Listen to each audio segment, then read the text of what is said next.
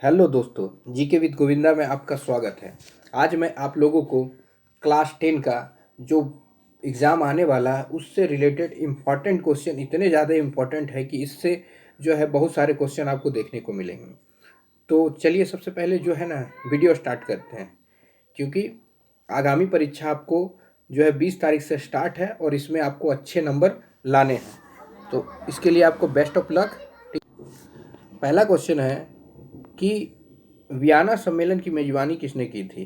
तो वियना सम्मेलन की मेज़बानी जो है करने वाला वो मैटरनिक था। ठीक है, मैटरनिक ने 1815 में वियना सम्मेलन की मेज़बानी की थी। ठीक है, और ये जो है ऑस्ट्रेलिया साम्राज्य का चांसलर बना रहा कितना दशक तक, 3 दशक तक। और यूरोप का इतिहास में जो है बहुत बड़ा नाम है इसका, मैटरनिक का। ठीक है, मैटरनिक को याद रखेंगे। नेक्स्ट है, भारत में प्रथम आधुनिक वस्त्र मिल कब और कहाँ स्थापित की गई थी। भारत में पहली जो है आधुनिक वस्त्र मिल जो है 1854 बॉम्बे में है ना स्थापित की गई थी। ठीक है, नेक्स्ट, और इस जो है पारसी जो है ना समुदाय द्वारा स्थापित किया गया था। खरीफ फसल किसे कहते हैं। तो खरीफ फसल जो मानसून के दौरान उगाई जाती है, जैसे ही बारिश स्टार्ट होगा उस समय उगाया जाता है और सितंबर अक्टूबर में काट लिया जाता है। इसे क्या कहा जाता है, खरीफ फसल। ठीक है, रबी फसल ठंड में उगता है, बाकी खरीफ फसल जो है बरसात के मौसम में और ठंड से पहले तक काट लिया जाता है। इसमें धान, मक्का, ज्वार, बाजरा, अरहर, मूंग, उड़द, कपास इत्यादि है। 2-4 लिख देंगे बहुत है। ठीक है, नेक्स्ट, लोकतंत्र की कोई 2 चुनौतियों को लिखे। तो लोकतंत्र के सामने 2 चुनौतियां, संघ एवं इकाइयों के बीच जो है टकराव हो जाता है ना। उसके बाद जो है सरकार के 3 अंगों के बीच टकराव, संकीर्ण दलीय राजनीति, माने टकराव की स्थिति हमेशा उत्पन्न रहती है। कोई अगर मान लीजिए कि कोई दल को बहुमत नहीं मिला तो फिर गठबंधन सरकार बनाया तो उसमें टकराव की स्थिति उत्पन्न। यानी लोकतंत्र में बहुत सारे चुनौतियां हैं। दलों द्वारा उम्मीदवारों को टिकट का वितरण में पारदर्शिता का अभाव, यानी बहुत सारे दल जो है चुनाव लड़ने के लिए अपने लोगों को टिकट दे देती है और बढ़िया नेता लोग को नहीं देती। यही सब जो है चुनौतियां हैं। नेक्स्ट है, समवर्ती सूची के अंतर्गत कौन कौन से विषय आते हैं। तो समवर्ती सूची का मतलब होता है, अच्छा सूचियां जो है 7वीं अनुसूची में जो है सूचियों को बांटा गया है। ठीक है, और संविधान की जो 7वीं अनुसूची है उसमें संघ से रिलेटेड जो अनुसूची है उसे संघ सूची, राज्य से जो रिलेटेड जो है राज्य सूची, और दोनों से जो संबंधित है जिस पे दोनों का हक है वो समवर्ती सूची। इसमें जो है स्टंप ड्यूटी, ड्रग्स, जहर, बिजली, समाचार पत्र, आपराधिक कानून, श्रम कल्याण, है ना, कुल मिला के 52 विषय है ना, इनको शामिल किया गया है समवर्ती सूची में। ठीक है, मुद्रा को विनिमय का माध्यम क्यों कहा जाता है। तो मुद्रा जो है ना, एक वस्तु के बदले हम दूसरी वस्तु को ले सकते हैं, है ना। यानी वस्तु के बदले अगर वस्तु लेते थे प्राचीन काल में तो वो तो विनिमय ही था ना, लेकिन इसी को हम विनिमय का मतलब मुद्रा के बदले, यानी उस उतना मूल्य का हम वस्तु दे रहे हैं, अर्थात मुद्रा दे रहे हैं और उतना मूल्य का वस्तु ले रहे हैं, जिसे हम मुद्रा विनिमय कहते हैं। ठीक है, विनिमय माने एक्सचेंज होना। ठीक है, आगे क्या है, विदेशी निवेश से क्या तात्पर्य है। तो जब एक कंपनी जो है, कंपनी दूसरे देश में जब पैसा लगाती है तो उस स्थिति में उसे विदेशी निवेश कहा जाता है। ठीक है, नेक्स्ट है, असहयोग आंदोलन में भारतीयों द्वारा अपनाए गए विभिन्न तरीके। तो असहयोग आंदोलन जो है का प्रारंभ शहरी माध्यम वर्ग की हिस्सेदारी से प्रारंभ हुआ। ठीक है ना, शहर में इसका स्टार्ट हुआ। विद्यार्थियों ने जो है इसमें बढ़ चढ़कर भाग लिया, है ना। स्कूल कॉलेज छोड़ दिया, शिक्षकों ने त्याग पत्र दे दिया, वकील मुकदमे लड़ने बंद कर दिए, है ना, ये सब हुआ। विदेशी वस्तुओं का बहिष्कार किया गया। बहिष्कार वाला एक क्वेश्चन है ना, तो ये विदेशी वस्तुओं का बहिष्कार किया गया। शराब की दुकानों में की पैकेटिंग की गई, अर्थात बंद कर दिया गया। विदेशी कपड़ों की होली जलाई गई। व्यापारियों ने विदेशी व्यापार में पैसा लगाने से इनकार कर दिया। यानी जो है कुल मिला के बहुत सारे जो है लोगों ने जो नौकरियां छोड़ दी या बहुत सारे कुछ हुए ये असहयोग आंदोलन के दौरान। ठीक है, पहले विश्व युद्ध के समय भारत का औद्योगिक उत्पादन क्यों बढ़ गया था? तो पहले विश्व युद्ध के समय भारत का औद्योगिक उत्पादन बढ़ने के सबसे बड़ा जो रीजन था वो प्रथम विश्व युद्ध होना। ये इंग्लैंड जो है यानी ब्रिटेन जो है प्रथम विश्व युद्ध में उलझ जाना। अब प्रथम विश्व युद्ध में ब्रिटेन जब उलझ गया तो भारतीयों को जो है ना जो आया, देखिए ब्रिटिश कारखाने सेना की जरूरतों को पूरा करने के लिए युद्ध संबंधी उत्पादन में व्यस्त थे। यानी ब्रिटेन का जो कारखाना था वो अपना सेना का जरूरत पूरा कर रहा था। तो भारत में जो मैनचेस्टर के माल का आयात कम हो गया। यानी भारत में जो है जो कपड़े आते थे मैनचेस्टर से, इंग्लैंड में है मैनचेस्टर, ठीक है, मैनचेस्टर जो है इंग्लैंड में, ठीक है, और वहाँ से भारत में बहुत सारे कपड़े आते थे। ठीक है, तो ये जो है भारतीय बाजारों को पनपने के लिए एक अवसर मिल गया कि अब वो लोग जो है ब्रिटेन के कारखानों में क्या बनने लगा, युद्ध संबंधी सामान। तो युद्ध संबंधी सामान जब वहाँ बनने लगा तो भारत में जो है कपड़े का आयात कम हो गया, यानी कपड़ा आना बंद हो गया इंग्लैंड से, जिस कारण भारतीयों को एक विशाल बाजार मिल गया और भारत के लोग जो है उस समय भारत का उत्पादन बढ़ने लगा धीरे धीरे। युद्ध लंबा खींचा तो फौज के लिए जूट, बोरियां, फौजियों के लिए वर्दी, कपड़े, ये सब कहाँ से आते? टेंट, चमड़े के जूते, है ना, सब तो नहीं ना इंग्लैंड बना सकता था या ब्रिटेन तो नहीं बना सकता था। तो भारत में नए नए कारखाने खुलने लगे और ये सब बनने लगे, जिससे भारत के औद्योगिक उत्पादन में उछाल आया। ठीक है, नवीकरणीय और अनवीकरणीय संसाधनों में क्या अंतर है? तो नवीकरणीय संसाधन ऐसे संसाधन जो पृथ्वी पर पहले भी थे और आज भी रहेंगे और कल भी रहेंगे, जिसको खत्म नहीं हो सकता। ठीक है, ये समाप्त नहीं हो सकते हैं। इन संसाधनों को नवीकरणीय संसाधन कहा जा सकता है। उदाहरण के तौर पर सूर्य का प्रकाश हो गया, हवा हो गया, पानी हो गया, ये सब खत्म कभी नहीं होगा।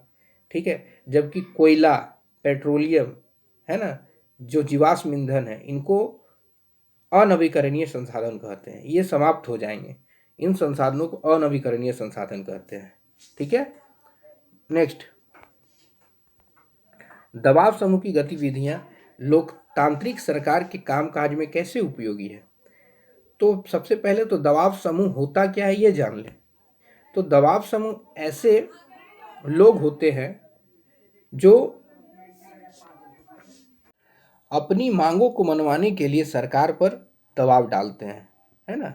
जैसे मान लीजिए कि एक मोहल्ले में जो है नल नहीं लगा हुआ है और कुछ लोग आकर जो है आकर माने रोड जाम कर दिए और पब्लिक में मतलब कि जाम कर दिया सब कुछ।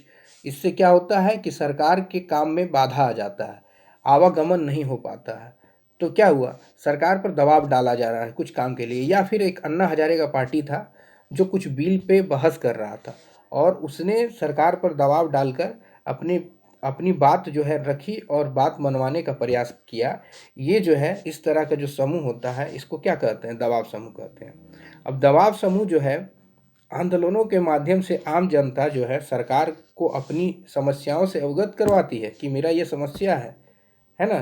दबाव समूह सरकार को निरंकुश होने से रोकती है, यानी कि जिस पे है ना सरकार को मजबूर करती है कि ये मेरा काम होना चाहिए, है ना, और अपने हित के लिए लड़ती है।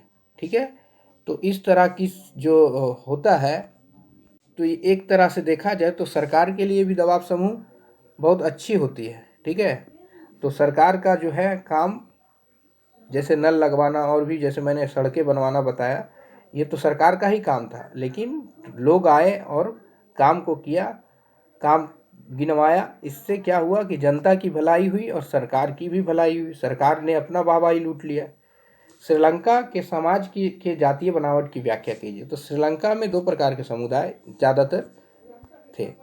कौन कौन से? तो सबसे पहले जो है तमिल तमिल जो है तमिल भाषी जो थे वहाँ 18% थे और 74% सिंहली थे। ठीक है, तमिलों में 13% जो था वो श्रीलंकन तमिल थे और 5% जो थे इंडियन तमिल थे। बाकी जो थे वो मुस्लिम आबादी थी, है ना। तो इस तरह से उसकी जातीय बनावट थी। नेक्स्ट है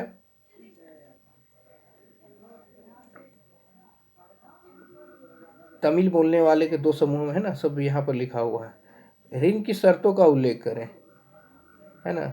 ऋण की शर्तें क्या होती है? ब्याज दर, जिस दर से ब्याज लिया जाता है उसे ब्याज दर कहते हैं। समर्थक ऋणाधार होना चाहिए। यह ऐसी संपत्ति है जिसका मालिक कर्जदार है।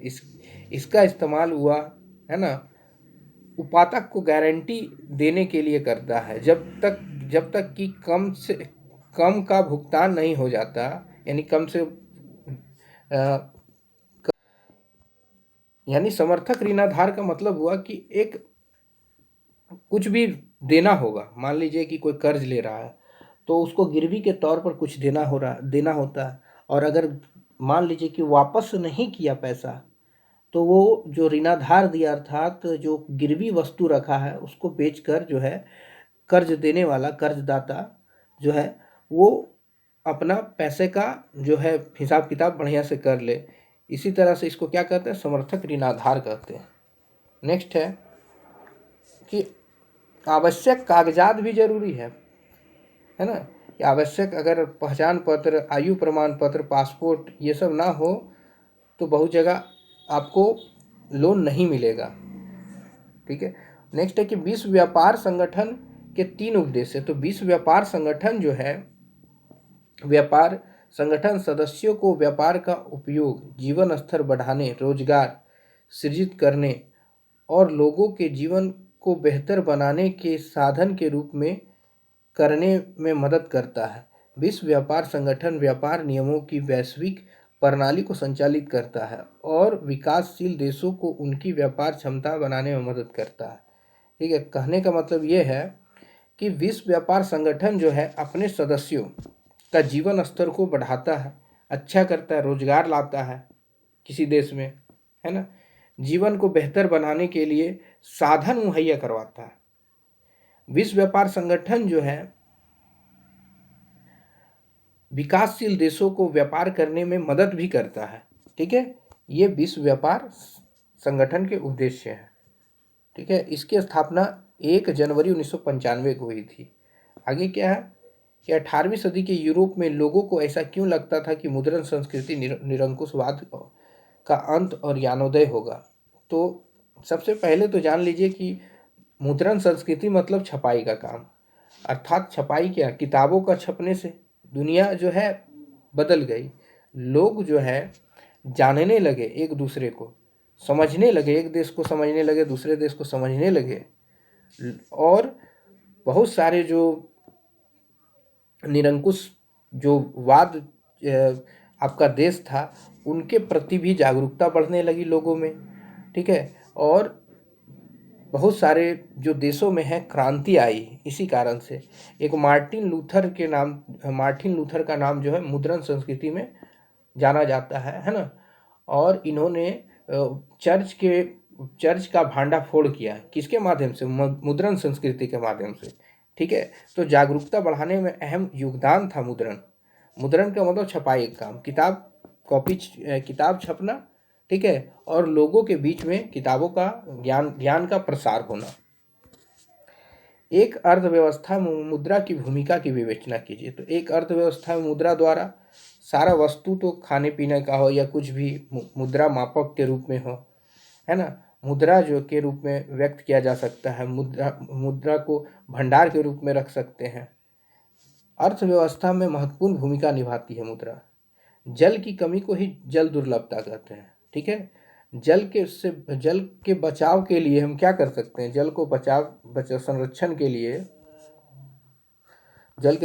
के लिए हर नागरिक में जल संरक्षण हेतु जागरूकता लानी होगी। हर नागरिक शावर की जगह बाल्टी का प्रयोग, यानी बहुत जो लोग जो है शावर लगाते हैं स्नान करने के लिए और पानी बर्बाद करते हैं, वो नहीं होना चाहिए।